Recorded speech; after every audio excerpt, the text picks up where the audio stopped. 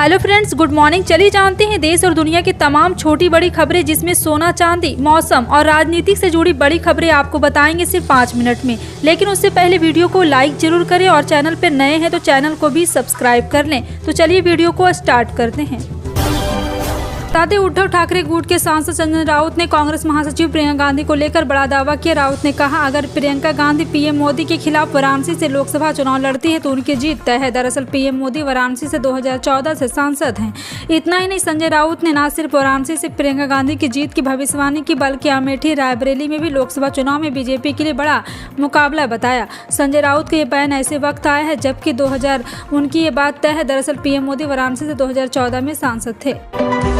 ओडिशा के भुवनेश्वर में केंद्रीय शिक्षा और कौशल विकास मंत्री धर्मेंद्र प्रधान ने सोमवार को विभाजन विभीषिका स्मरण दिवस के अवसर पर भारत के विभाजन की कहानी विषय पर प्रदर्शनी का उद्घाटन किया। इस दौरान उन्होंने कहा, विभाजन भारत की आत्मा पर एक ऐसा आघात था जिसका दर्द कभी नहीं भुलाया जा सकता। नफरत, तुष्टीकरण, बंटवारे की आग ने अनगिनत लोगों के जीवन तबाह कर दिया।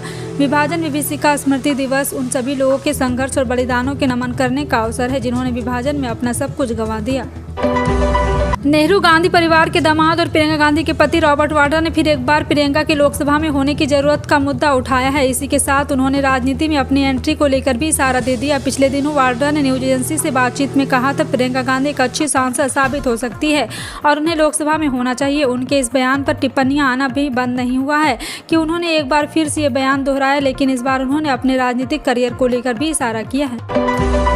समाजवादी पार्टी से सांसद शफीकुर रहमान बर्क ने कानून में बदलाव किए जाने को लेकर सवाल उठाए। उन्होंने कहा है कि इसका गलत इस्तेमाल हो सकता है। ये लोग जिहाद शब्द का गलत इस्तेमाल करना चाहते हैं। सपा नेता ने कहा, राहुल गांधी भी चाहते हैं साफ सुथरी सरकार बने। उन्होंने सवाल करते हुए कहा, पहले जो कानून बने वो क्या देश के खिलाफ थे? सपा सांसद ने कहा कि ये लोग इस तरह के कानून बनाकर लोगों को परेशान करने की कोशिश कर रहे हैं। वहीं उन्होंने राहुल गांधी की सांसदीय वापसी मिलने पर कहा, वो भी देश के नेता हैं, लोगों की आवाज उठा रहे हैं।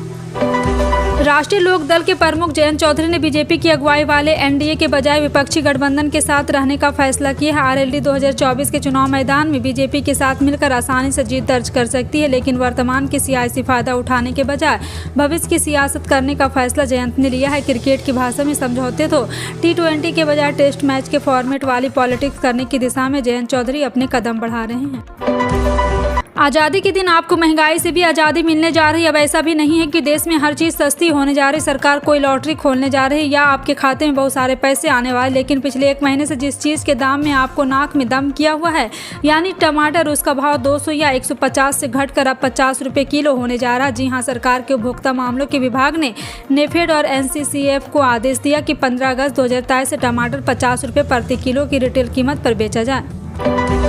गदर 2, OMG 2 और जेलर की रिलीज के बाद बॉक्स ऑफिस में फिर से रौनक लौट कर आई है। साल में दूसरी बार ऐसा मौका आया कि बॉक्स ऑफिस को देखकर खुशी की लहर दौड़ रही है। उससे पहले शाहरुख खान की पठान के मौके पर ऐसा देखने को मिला। अब इन फिल्मों की सफलता और कमाई का असर शेयर बाजार में भी देखने को मिल रहा है। बता दें कि यहाँ पे सोमवार PVR इनबॉक्स के शेयर में तेजी देखने को मिली। आंकड़ों के अनुसार कंपनी के शेयर में 5% की तेजी देखने को मिली। शुक्रवार के दिन जोड़ दिया जाए तो 2 दिन में कंपनी के शेयर में 6% इजाफा हुआ है। 2 दिनों में कंपनी ने 990 करोड़ रुपए से ज्यादा कमा लिए। दिल्ली सरकार की रैपिडो बाइक टैक्सी को बैन को लेकर सुप्रीम कोर्ट ने बड़ा फैसला सुनाया। हालांकि दिल्ली में अभी रैपिडो, ओला, उबर की बाइक टैक्सी बैन रहेगी। सुप्रीम कोर्ट ने सोमवार को दिल्ली सरकार को बाइक टैक्सी बैन पर नई पॉलिसी बनाने के लिए 30 सितंबर तक का समय दिया है। दिल्ली में ओला, उबर या रैपिडो की बाइक टैक्सी चलेगी या नहीं, इस पर आखिरी फैसला लेने के लिए सुप्रीम कोर्ट ने दिल्ली सरकार को 1.5 महीने का समय दिया है। एक जरा सी चूक आपका जीमेल अकाउंट बंद करा सकती है। अगर आप लंबे समय तक जीमेल का इस्तेमाल नहीं किया है तो गूगल अकाउंट बंद हो सकता है। सर्च इंजन कंपनी ने लोगों के पास रिमाइंडर भेजकर चेतावनी दी। पिछले महीने गूगल ने खुलासा किया था कि वो लंबे समय में इस्तेमाल न होने वाले अकाउंट को बंद करेगा। अब कंपनी इस मामले में एक कदम आगे बढ़ गई है। गूगल ने ऐसे लोगों को नोटिस भेजना शुरू कर दिया। जी हाँ, आपको बता दें कि ईमेल में गूगल ने कहा है कि वो गूगल अकाउंट के इनएक्टिवेट पीरियड को अपडेट करके 2 साल कर रहा है। दिल्ली की पटियाला हाउस कोर्ट ने पंजाब से आम आदमी पार्टी के राज्यसभा सांसद राघव चड्ढा द्वारा सरकारी बंगला खाली करने के राज्यसभा सचिवालय के नोटिस के खिलाफ दायर याचिका पर सुनवाई की। राज्यसभा सचिवालय के वकील ने दलील दी कि आवास और भत्ते का आवंटन नियमों के मुताबिक किया गया। वकील ने कोर्ट को बताया समिति के अध्यक्ष और यहाँ पे वकील ने कोर्ट को बताया कि राघव चड्ढा उनकी पात्रता से बाहर एक बंगला आवंटित किया था।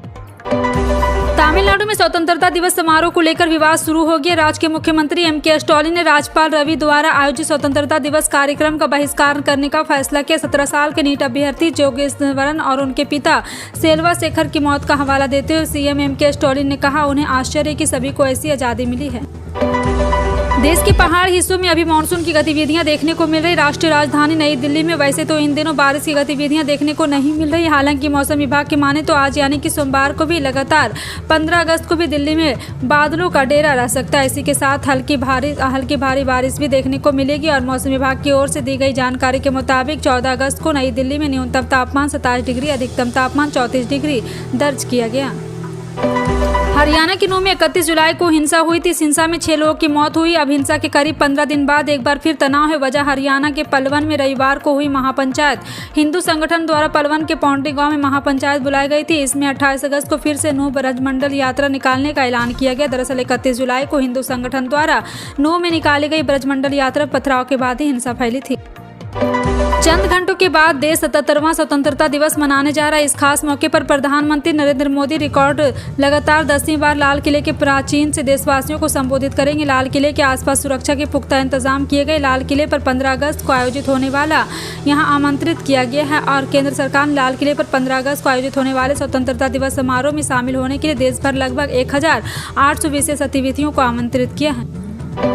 बिहार में जातीय गणना पर सुप्रीम कोर्ट ने फिलहाल रोक लगाने के आदेश से इनकार कर दिया। सुप्रीम कोर्ट ने मामले की सुनवाई टाल दी है। अब इस मामले की सुनवाई 18 अगस्त को होगी। याचिकाकर्ता द्वारा सर्वे पर अंतरिम रोक लगाने की मांग सुप्रीम कोर्ट में की गई थी, लेकिन सुप्रीम कोर्ट ने कहा कि बिना दोनों पक्ष की बात सुने हम कोई आदेश नहीं दे सकते हैं। इस मामले पर दाखिल की गई दूसरी याचिकाएं भी 18 अगस्त को लिस्टेड है। आज़ादी के 77वें महोत्सव के मद्देनजर ऐतिहासिक समारोह स्थल लाल किला समेत राजधानी दिल्ली में बहुस्तरीय सुरक्षा व्यवस्था को पूरी तरह से पुख्ता कर दिया गया। Special protection group, national security guard और दिल्ली पुलिस समेत विभिन्न सुरक्षा एजेंसियों ने अपनी अपनी जिम्मेदारी को संभाल लिया। सुरक्षा की आंतरिक जिम्मेदारी जहां एसपीजी को सौंपी गई, तो वहीं विभिन्न स्तरों पर एनएसजी, दिल्ली पुलिस, सेना के कमांडो, पैरामिलिट्री फोर्स के जवान आदि तैनात किए गए हैं। पश्चिमी राजस्थान में एक बार फिर से फसलों पर टिड्डी के अटैक की आहट हो गई। भारत पाकिस्तान बॉर्डर पर स्थित जैसलमेर जिले के मोहनगढ़ नहरी क्षेत्र में 2019 के बाद इस साल फिर किसानों पर टिड्डी की आफत आने की आशंका बढ़ गई है। जैसलमेर जिले के मोहनगढ़ नहरी क्षेत्र के 13 पीडी इलाके में टिड्डी दल देखे गए। इसके बाद से किसान चिंतित हो गए। टिड्डी से बचाव के लिए किसानों ने खुद ही कीटनाशक का छिड़काव किया है। दिल्ली में स्वतंत्रता दिवस के दिन शराब की सभी दुकानें बंद रहेगी। आबकारी विभाग ने 15 अगस्त को ड्राई डे घोषित कर दिया है। विभाग ने कहा कि अगर 15 अगस्त को दिल्ली के किसी भी एरिया में शराब की दुकानें खुली पाई जाती तो संचालकों के खिलाफ कार्रवाई की जाएगी। बता दें, राजधानी दिल्ली ही नहीं पूरे देश और दिल्ली एनसीआर 15 अगस्त यानी मंगलवार को ड्राई घोषित किया गया है।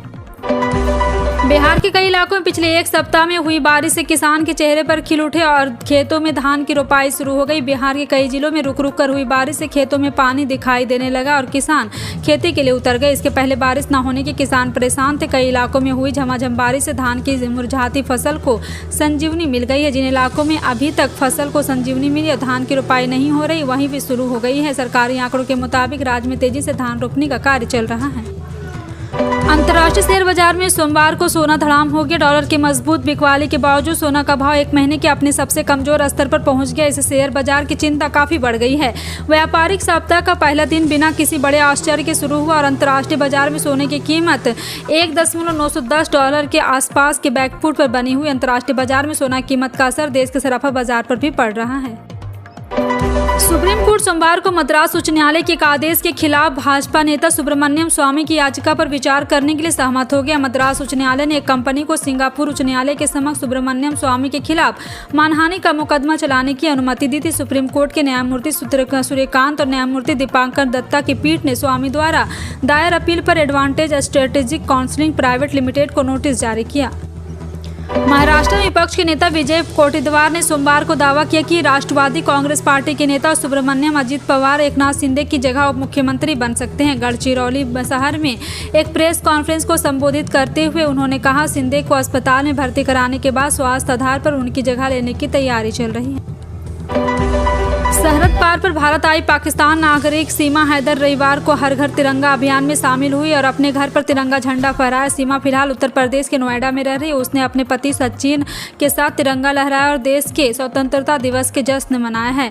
आपको बता दें कि सीमा हैदर और सीमा के वकील एपीसी भी वहां मौजूद थे। उन्होंने बताया कि सीमा बॉलीवुड फिल्मों में काम नहीं करेगी और उसको बॉलीवुड में डेब्यू करने के लिए जो ऑफर मिला तो वह भी उसने ठुकरा दिया है।